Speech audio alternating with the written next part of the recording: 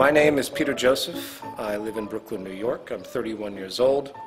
I am an independent filmmaker and I suppose the de facto founder of an organization called the Zeitgeist Movement. As far as my background, I was born to what I consider to be a middle-class family. My father is now a retired postal employee and my mother is a retired Child Protective Services employee. In fact, a lot of my social dispositions on society, I think, might come from the experiences I had listening to the stories coming from my mother. I started getting interested in music, I think, at about 8 or 9. I seemed to fall into a love of percussion and drums and rhythm. I was very lucky to be accepted to a school in North Carolina, an art school and a university, which allowed me to grow up in a very different upbringing than I think most people grow up into in a rural town in a place in the South, such as North Carolina.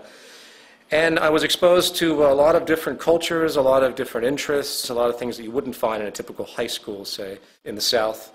I was exposed to a large variety of people, and artistic and creative people specifically, which I think imprinted on me, so to speak, and I continue those trends today.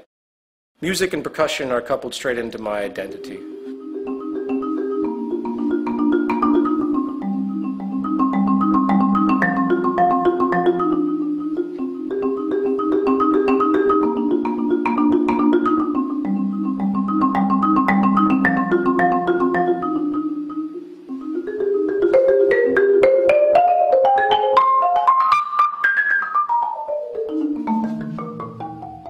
People say to me, well, you work with this social organization, but yet you're just a musician, just a musician. There's the credentialism tendency that comes up a lot with anyone that talks about the issues that we talk about in the movement or that have been talked about in the films. And we can talk about that a little bit later as well. But what I'd like to say is that I look at music now as a form of meditation. It's something as an outlet. It maintains my balance. So I continue to practice in a very personal sense. It's not that I go out and perform that much anymore. I don't have time to anymore. After my second year of college, I dropped out, realizing that the debt that I was accruing was absolutely not worth it. Even then, I knew there was something wrong with going to school, getting a ridiculous amount of debt, $80,000 to $100,000, and then being thrown into the workforce, automatically in a position of indentured servitude, if you will, automatically having to give yourself to the system because you're already in so much debt. My original interest was to be a solo classical marimbist, a laughable concept when I think about it now, but we all have our bouts of naivety as we grow. Once music became difficult for me to pursue as a career choice, I started to get into video and editing, and I got a job in New York, and many jobs in New York, doing various freelance video editing, shooting, whatever related to video work, film work. You have to do whatever pays you in this society, and I couldn't really find the niche to make money in music, so I ended up in advertising.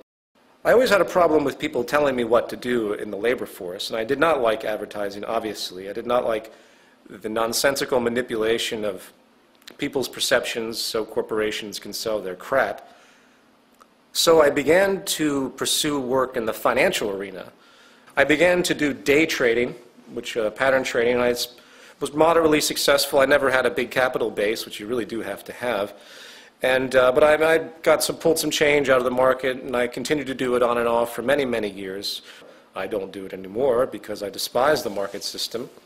The way I justified this was it was the only job I could come up with that didn't have a boss or a client, so it represented freedom to me.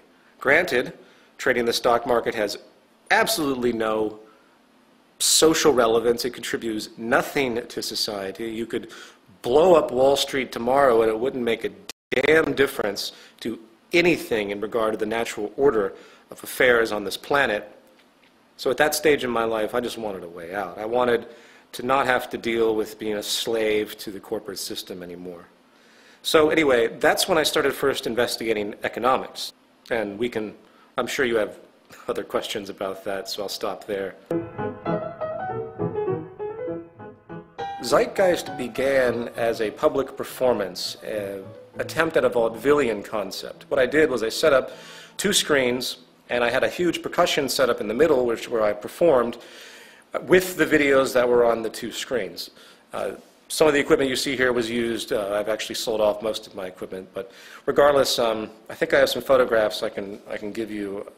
There's only a few that actually were captured, believe it or not, of the original event. I wish I had documented the original event because people keep asking me about it. But nevertheless, it started off as a creative work, a variation on the early vaudevillian concept, film and live music, live performance. And once it was over, you know, it was a free event. I did it for 6 nights, I believe.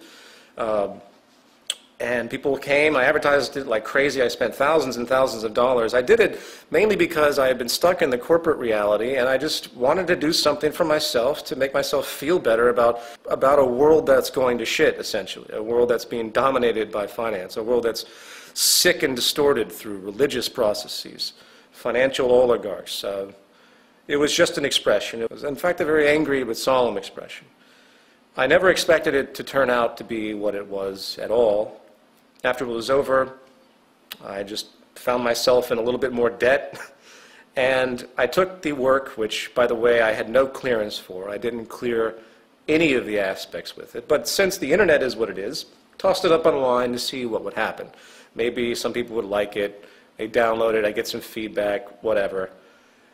What happened completely blew my mind. I posted it on one website, and from there a chain reaction occurred, and it's pretty much all history from that point on. I couldn't even tell you how it unfolded. All I know is that I got wind of the fact that it was getting a tremendous amount of hits and talked about a lot, so I built a website for it, zeitgeistmovie.com, and I just had it up there for free. Then I realized that people wanted it on DVD. I'm like, okay, well, I guess I should try to do that.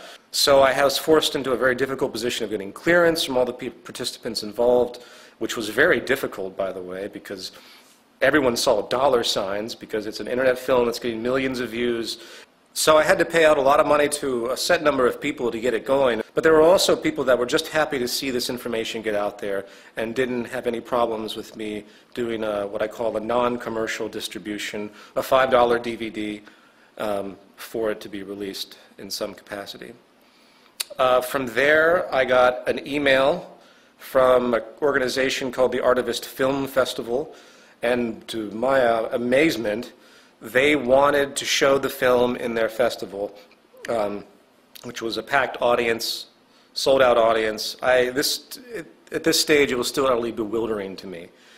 This was the same organization, of course, that showed Zeitgeist Addendum the next year. A world where media is often used to keep us a little dumbed down more than anything else, as far as my opinion is concerned.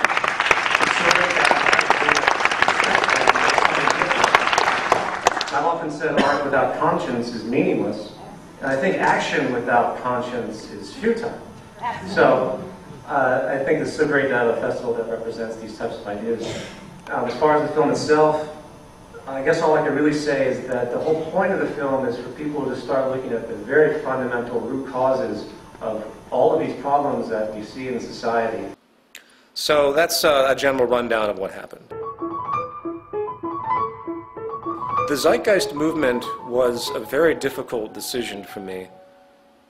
I could have just made Zeitgeist Addendum like other socially conscious filmmakers do, in the sense that I could have just said, oh, well, here's a bunch of stuff, here's a bunch of problems, hey, here's some possible solutions, take what you will with it, and just roll with it and see what happens.